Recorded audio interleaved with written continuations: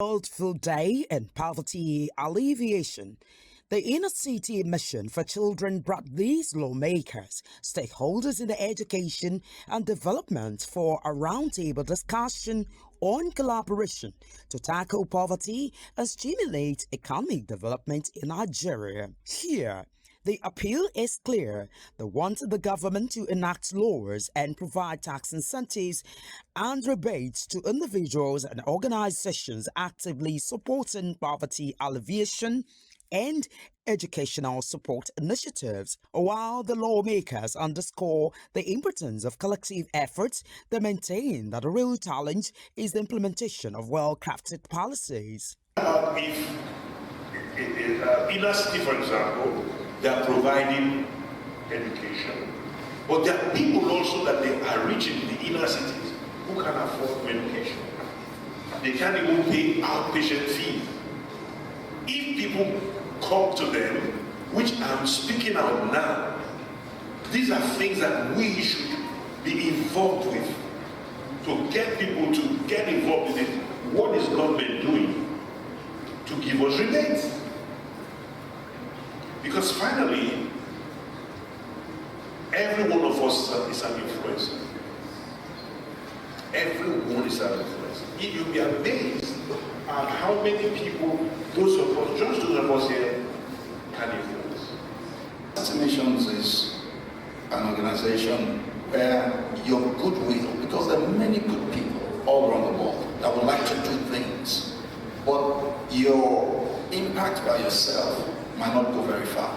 But when there's a credible organization that is built, founded on credible basis, and with the effective infrastructure to implement, you can contribute your goodwill, and together we'll do bigger things.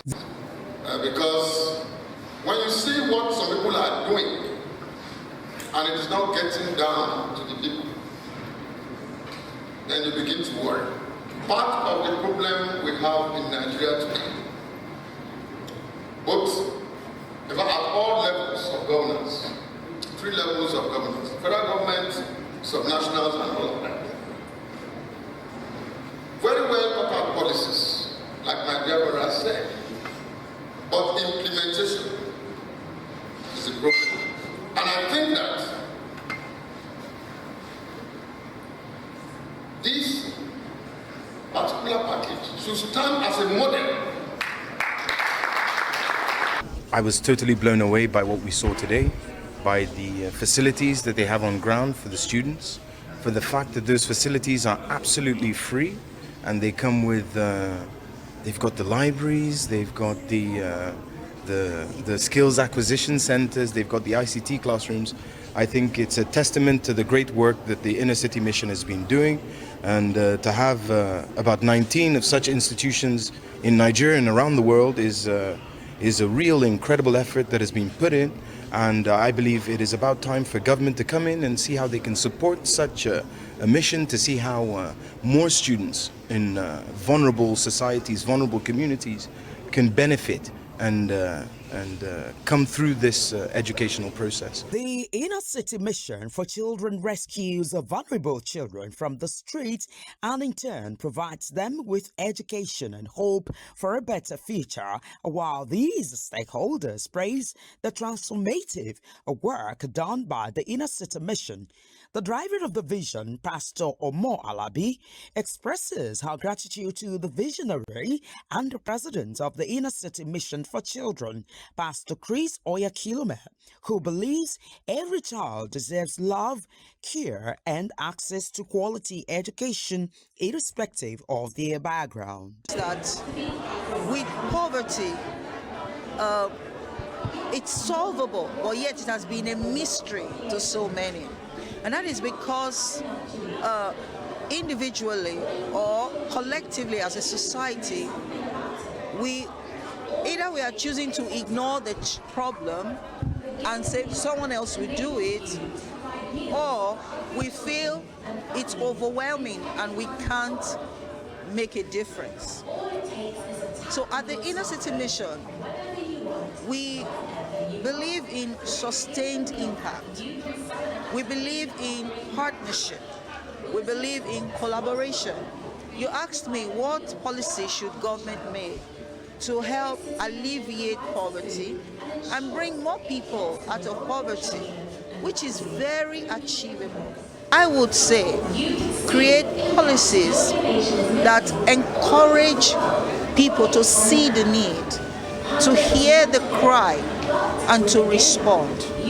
For example, when people give to organizations like the Inner City Mission, we run thriving educational program. You were at the tour, at least some of your colleagues were. That school is 100% free. We provide qualitative education to children.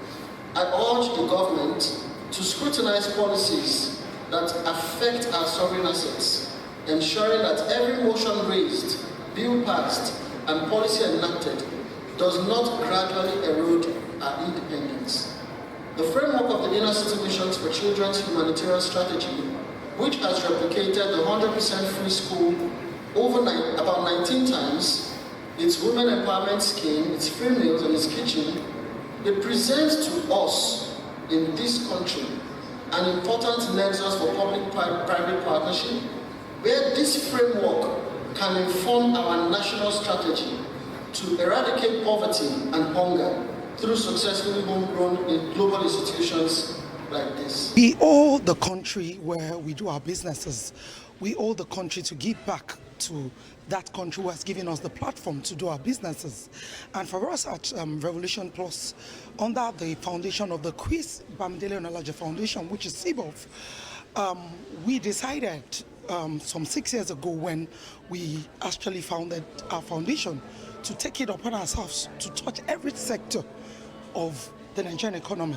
I only said a few that we do with Inner City. In showing Christ Embassy's long-term commitment to child welfare, all present are taken round the Inner City school to see the high standards of their classrooms, library, computer class, hall, and even their kitchen. Worthy of note is that the school has been in existence since the year 2004, and they have records of graduates working in and outside Nigeria. Adinike Uweye Ajiboye, reporting for Super Screen News.